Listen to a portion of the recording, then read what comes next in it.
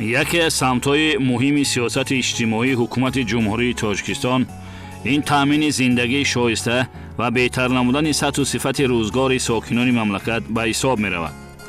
در سالهای آخر برای تامین نیکوحالی مردم کشور توسط تطبیق برنامه‌های دولتی و لایحه‌های سرمایه‌گذاری یک قطار کارها عملی گردیده در این سمت دستاوردهای نیک و نظر است به میان آمده.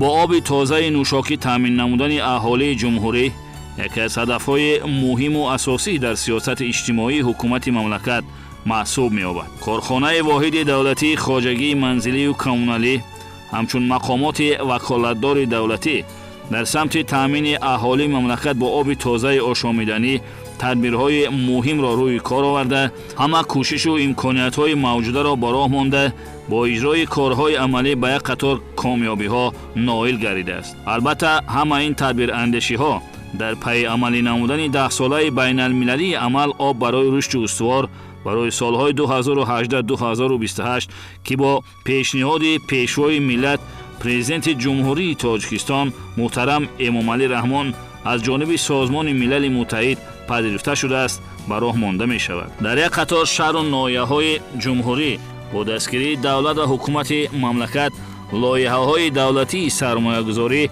عملی گردیده تامین اهالی شهر و ناحیه‌های جمهوری با آب تازه نوشاکی بهتر گردانده شده است. در دایره تطبیق عملی لایحه برقرارسازی سیستم آب تامین کنی شهرهای شمال تاجیکستان که از جانب شریکان رشد مبلغ گذاری گردید، شهرهای گلستان، بوستان، اسفره، کانی بادام، استقلال و ناحیه باباجان غفوروف با آب تازه آشامیدنی تامین شدند.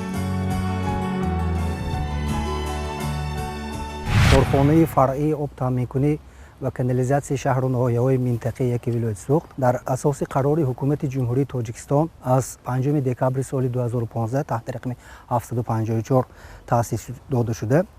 در تابعیت کارخانه سابق کارخانه‌های دولتی فرعی آب تامین کنی و کانالیزاسیون شهرهای بوستان، گلستان، استقلال، کانی بادام، اسفره، ناحیه باباجان غفوروف، ناحیه جبار رسولوف، ناحیه اشت و مسجا داخل میشوند. خود کارخانه فرعی آب تامین کنی و کانالیزاسیون شهر ناحیه‌های منطقه که ولایت سوخت این در تابعیت کارخانه واحد دولتی خواجگی منزلی کمونالی جمهوری تاجیکستان قرار داشته. کارخانه واحد دولتی خواجگی منزلی کمونالی جمهوری تاجیکستان مؤسس کارخانه مذکور میباشد. محور سیاست پیشگرفته اساسگذار صلح و وحدت ملی پیشوای ملت پرزیدنت جمهوری تاجیکستان محترم امامعلی رحمان این زندگی شایسته به مردم می باشد و یک از عامل‌های زندگی شایسته این تأمینات خوشصفت آب نوشاکی می باشد.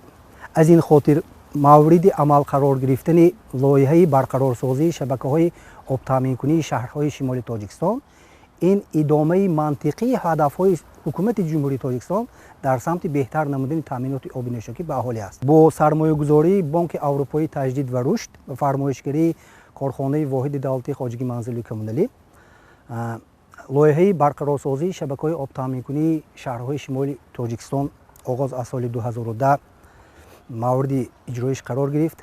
در این زمینه این لایحه مذکور شهرهای بوستان، گلستان، اسفره، کانی بادام، استقلال و ناحیه باباجان غفوروف در بر گرفت.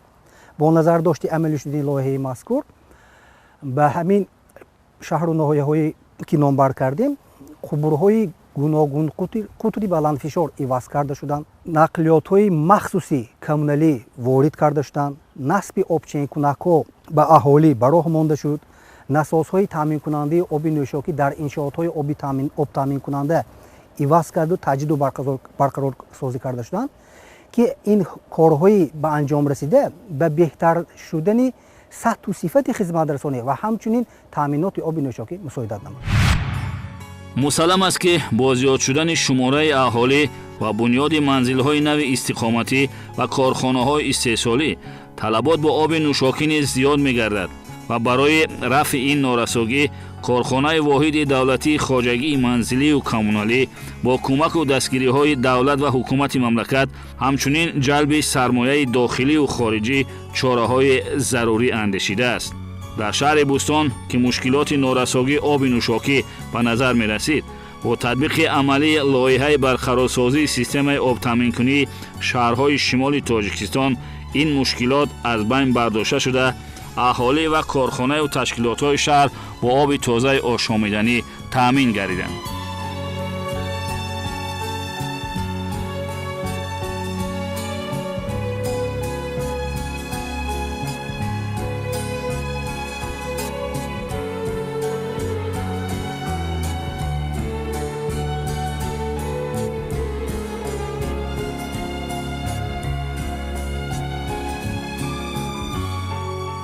مدتی 21 سال است که در همین زندگی میکنم.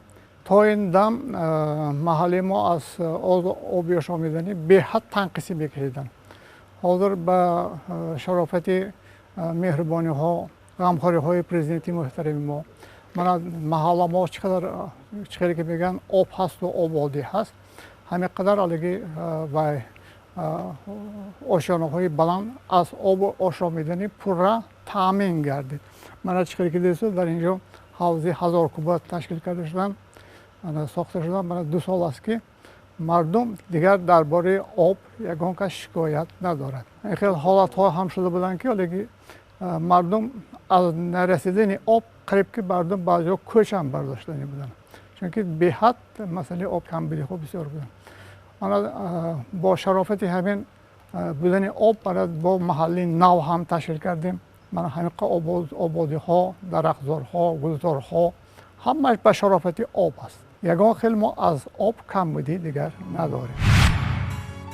در پی عملی نمودن 10 ساله بین المللی عمل آب برای رشد استوار برای سالهای 2018-2028 و آن همه تشبسایی که در سمت آب و اقلیم با پیشنهاد پیشوای ملت پرزیدنت جمهوری تاجیکستان محترم امامعلی رحمان روی دست گرفته شدند. کارخانه واحد دولتی خواجگی منزلی و کمونالی با مقصد بنیاد برقرارسازی و تجدید اینفراستراکتور کمونالی مخصوصاً سیستم‌های آب تامین‌کنی، کانالیزاسیا و بهداشت سانیتری شهر و ناحیه‌های مملکت با تشکیلات‌های بین‌المللی مقیم تاجیکستان و تشکیلات‌های وطنی همکاری‌های متقابلاً سودمند را عملی گردانده ایستاده است.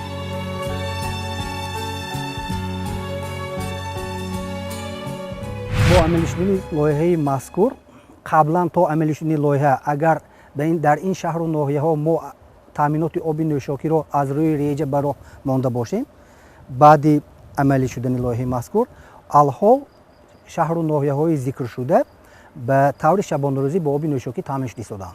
بعد این چیز را قید کردن ضرور است که کارخانه فرعی آب تامین کنی و کانالیزاسیون شهر و ناحیه های منطقه که ولایت سوخت تنها در مرکزهای شهر و ناحیه‌های نامبر شده خدمت رسانی می‌کند.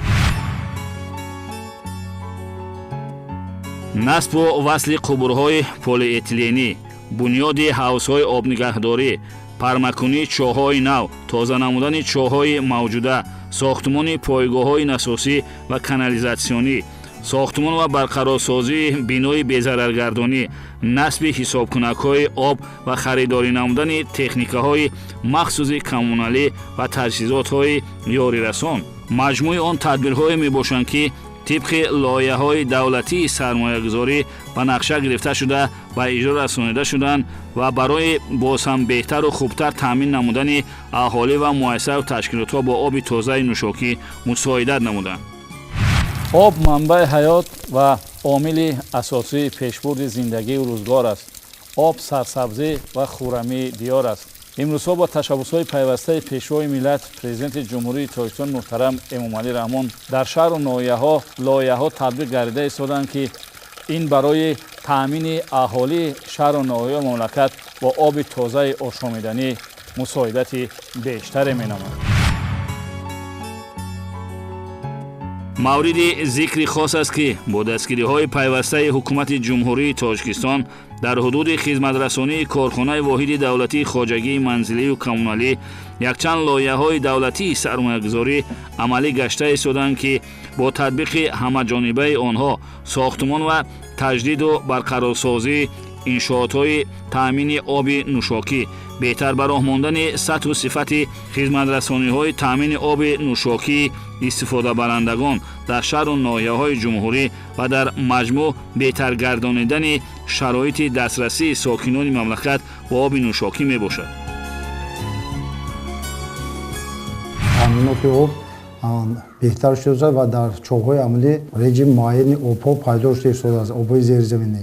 Асоси мо аҳолиро дар асоси реҷи тасдиқшуда ба оби нӯшокӣ таъмин мекунем, ки чунки ҳамаи обҳои мо аз чоҳҳои амудӣ кашида дода мешавад. Барои ҳамин дар оянда нақша дорем, ки бо дастгирии ягон ташкилотҳои байналхалқӣ ё дастгирии мақомоти иҷроии ҳокимияти шаҳр, корхонаи воҳиди давлатии ҷумҳурии Тоҷикистон дар қисматҳои шаҳр ҳавзҳои бисёркуба ташкил намоем, ки мо метавонем аҳолиро аз ҳамин ҳавзҳо таъминот намоем. من استقامت کننده شهر منمین آفروز رستم و مشوره می باشم. شکر آنکه پنجه امانی و جناب عالی پرزیدنت ما هزارها رحمت همه قدر زحمت هایی کشتن و آنچه آنها من همین روزها ما رسیدیم. رحمت من برق، آب، فراوانی مهنتشان راحت باشد، پنجانشان ساخت شود، روی کمی نبینند. من شهروندی شهرک غفورов حرمت فاطمجان می باشم. дар бораи шаҳраки худ якчанд сухан гуфтаниам. солҳои охир хеле пешравиҳо, ободгариҳо дар мо зиёд шуда истодааст. дар масъалаи таъмини барқ, таъмини об ягон танқисӣ нест ва инро ҳам бояд қайд кард, ки ҳамаи ин бо ташаббусу ғамхориҳои сарвари мо, сарвари миллати мо, ҷаноби олӣ муҳтарам Эмомалӣ Раҳмон шуда истодааст. мо аз он фахр мекунем, ки дар чунин ватани ободу зебо зиндагӣ мекунем ва барои пешравии он ҳиссаи худро мегузорем.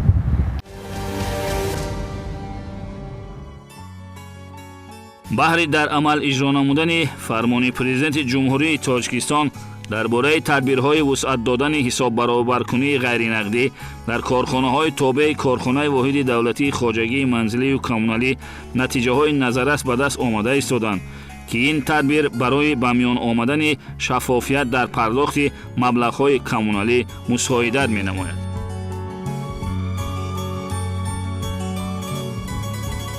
بعد از برآمدن فرمان پرزیدنت جمهوری تاجیکستان پیشوای ملت محترم امامعلی رحمان در باره پرداخت‌های غیر نقدی امروز در تمام شهر و ناحیه‌ها توسط بانکمت‌ها ما شهروندان به مانع پرداخت می‌نماییم. حق خدمت آب، برق و دیگر خدمت‌های کمونالی را پرداخت کرده می‌توانیم. бо назардошти ба тасвиб расидани фармони президенти ҷумҳурии Тоҷикистон аз санаи 22 июни соли 2023 таҳти рақами 586 дар бораи тадбирҳои вусъат додани ҳисоббаробаркуниҳои ғайринақдӣ корхона ҷиҳати дар амал татбиқ намудани фармони мазкур ҳама рӯза чораҷоӣ намуда аз тарафи муассиси корхона, яъне корхонаи воҳиди давлати хоҷагии манзилии коммуналӣ нақша чорабинӣ ҷиҳати иҷроиши фармони мазкур ба мо дастрас шудааст. дар асоси нақша чорабинии мазкур корхона низ нақша чорабинии худро таҳия намуда бо гузарондани корҳои фаҳмондадиҳӣ байни аҳолӣ барои ҷамъоварии маблағ кор карда истодааст. чунончи ки хеле ки медонед, корхона се гурӯҳи муштариёнро дорад. якум муштариёни аҳолӣ, дуюм муштариёни ташкилотҳои муассисаҳои буҷетӣ ва муштариёни ташкилотҳои худ маблағгузор. акнун баъди ба тасвиб расидани фармони мазкур корхона бо гузарондани корҳои фаҳмондӣ аз муштариён тавассути дастгоҳи маблағқабулкунии сайёр, ки муштариён бевоста кортҳои миллӣ доранд, маблағро ба ин дастгоҳи маблағкунии сайёр корти миллиро чӣ мекунанд, мегузаронанд. баъд маблағ ба тариқи автоматикӣ ба сурати ҳисоби корхона мегузарад. баъдан муштариён бо тариқи ҳамёнҳои мобилӣ маблағҳои худро пардохт истоданд. муштариёни яъне ташкилоту муассисаҳои шахсони ҳуқуқӣ тавассути бонкҳо тариқи суръатҳисоб маблағи хизматрасонро пардохт намуданд. яъне ки мо барои дар амал татбиқ намудани фармони мазкур ҳама рӯза чораҷоӣ карда истода бо бовари комил гуфта метавонам, ки ин фармон татбиқ шуда истодааст.